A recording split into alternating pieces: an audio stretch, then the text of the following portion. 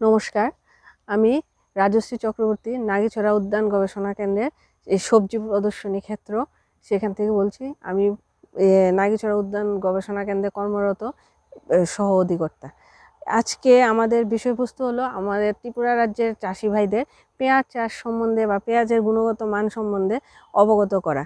যেহেতু পেঁয়াজ চাষ আমাদের রাজ্যে এখনও সেরকমভাবে বিস্তার লাভ করেনি, সেই ধরনের আমাদের প্রচেষ্টা উদ্যান গবেষণা কেন্দ্র থেকে আমরা পেঁয়াজের সম্বন্ধে কি করছি বা পেঁয়াজ চাষটা কৃষকদের কতটুকু আয় বাড়াতে পারে সেই সম্বন্ধে কৃষক ভাইদের একটু অবগত করা।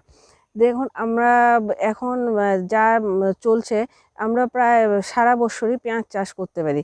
গ্রীষ্ম বর্ষা দুটোতেই করা যায় এবং ইভেন কি শীতও করা যায়। এখন আপনারা আমাদের দেখছেন, আমাদের জমিতে পেঁয়াজ অলরেডি লাগানো আছে। অক্টোবর মাসে লাগানো হয়েছে। এটা ফসল পুরোপুরি উঠতে ফেব্রুয়ারি মার্চ মাস, হ্যাঁ, মোটামুটি 5 থেকে 4-5 মাস কি 6 মাস লাগে।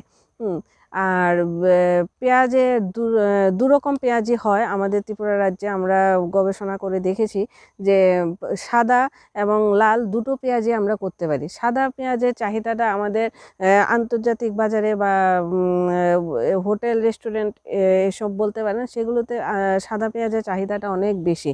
কিন্তু সাদা পেঁয়াজ আর লাল পেঁয়াজের মধ্যে পার্থক্যটা হলো আপনার সাদা পেঁয়াজের যেই পাঞ্জেন্সিটা মানে ঝাঁসটা আছে সেটা একটু কম হয়, কিন্তু তার গুণগত মানে ঔষধি গুণগত মান অনেক বেশি।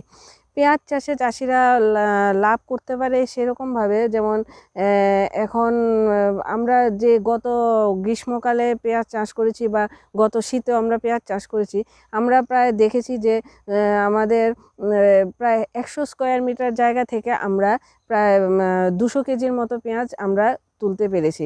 সেটা আমাদের ভারতের উৎপাদনের ভারতবর্ষের যে উৎপাদন তার সঙ্গে অনেকটাই মিল আছে। সুতরাং পেঁয়াজ চাষ যদি করে অল্প খরচে চাষিরা অনেকটা লাভের মুখ দেখতে পারবে।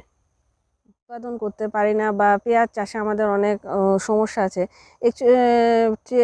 সত্যি কথা বলতে গেলে বর্ষাকালে পেঁয়াজ চাষে সমতল জমিতে পেঁয়াজ চাষে একটু সমস্যা হয়, যেহেতু বৃষ্টির জন্য অনেকটা পেঁয়াজের যে কন্দগুলো সেগুলো নষ্ট হয়ে যাওয়ার সম্ভাবনা থাকে।